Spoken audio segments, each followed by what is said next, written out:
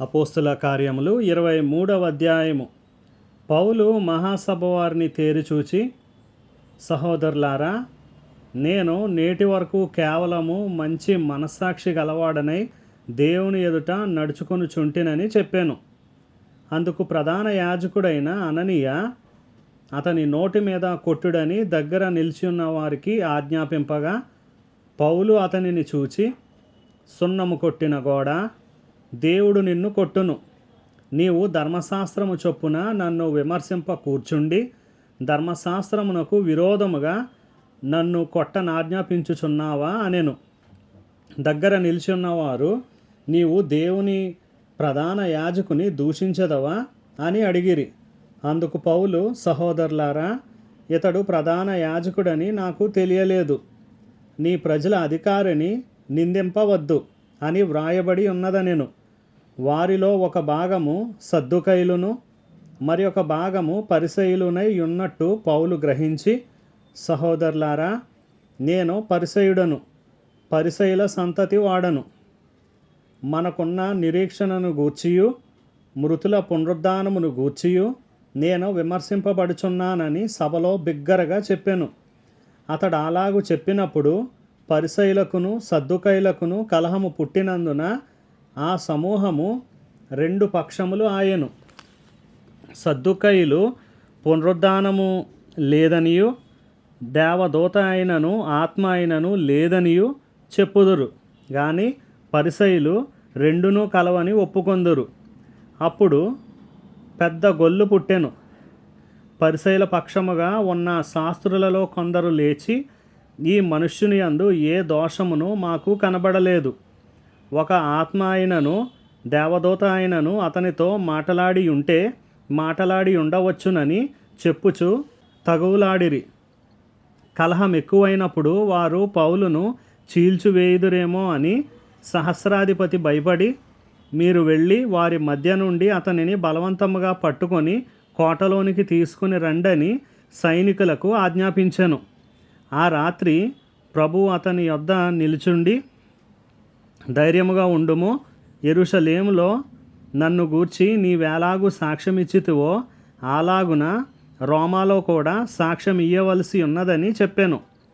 ఉదయమైనప్పుడు యూదులు కట్టుకట్టి తాము పౌలును చంపు వరకు అన్నపానములు పుచ్చుకొనమని ఒట్టు పెట్టుకొనిరి. ఈ కుట్రలో చేరిన వారు 40 మంది కంటే ఎక్కువ.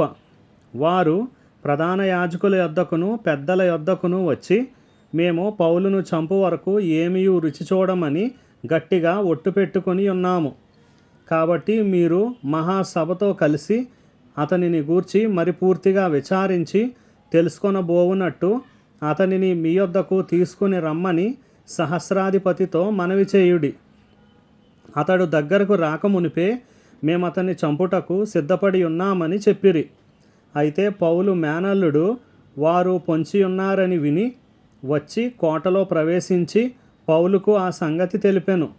అప్పుడు పౌలు శతాధిపతులలో నొకనిని తన యొద్దకు పిలిచి, ఈ చిన్నవాణిని సహస్రాధిపతి యొద్దకు తోడుకొని పొమ్ము, ఇతడు అతనితో ఒక మాట చెప్పుకొనవలెనని ఉన్నాడనెను.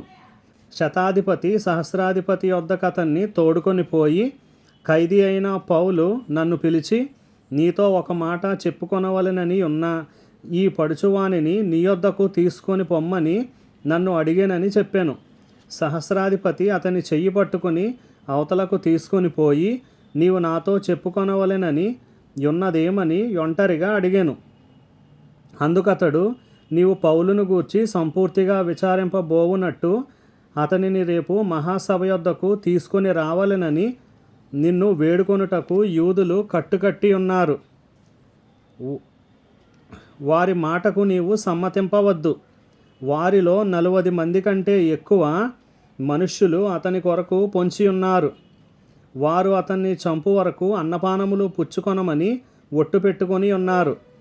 ఇప్పుడు నీ యొద్ద మాట తీసుకొనవలెనని కనిపెట్టుకొని సిద్ధముగా ఉన్నారని చెప్పాను.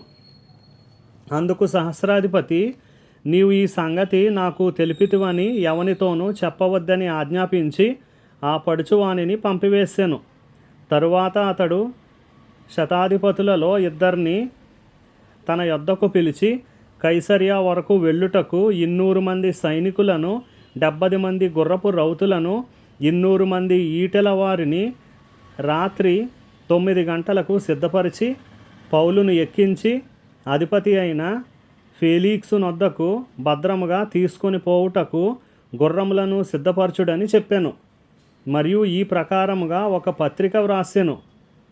మహా ఘనత వహించిన అధిపతి అయిన ఫేలిక్సుకు క్లౌదియా లూసియా వందనములు. యూదులు ఈ మనుష్యుని పట్టుకొని చంపబోయినప్పుడు అతడు రోమియుడని నేను విని సైనికులతో వచ్చి అతనిని తప్పించి తిని. వారు అతని మీద మోపిన నేరమేమో తెలుసుకొనగోరి నేను వారి మహాసభ యొద్దకు అతన్ని తీసుకొని వచ్చి తిని. వారు తమ ధర్మశాస్త్ర వాదములను గూర్చి అతని మీద నేరం మోపిరే గాని మరణమునకైనను బంధకములకైనను తగిన నేరము అతని యందేమియు కనుపరచలేదు. అయితే వారు ఈ మనుష్యుని మీద కుట్ర చేయనై ఉన్నారని నాకు తెలియవచ్చినందున వెంటనే అతన్ని నీ యొద్దకు పంపించి తిని. నేరము మోపిన వారు కూడా అతని మీద చెప్పవలెనని ఉన్న సంగతి నీ ఎదుట చెప్పుకొన ఆజ్ఞాపించి తిని. కాబట్టి అతడు వారికి ఆజ్ఞాపించిన ప్రకారము సైనికులు పౌలును రాత్రివేళ అంతిపత్రికి తీసుకుని పోయిరి. మరునాడు వారు అతనితో కూడా రౌతులను పంపి తాము కోటకు తిరిగి వచ్చిరి. వారు కైసర్యాకు వచ్చి అధిపతికి ఆ పత్రిక అప్పగించి పౌలును కూడా అతని ఎదుట నిలువబెట్టిరి.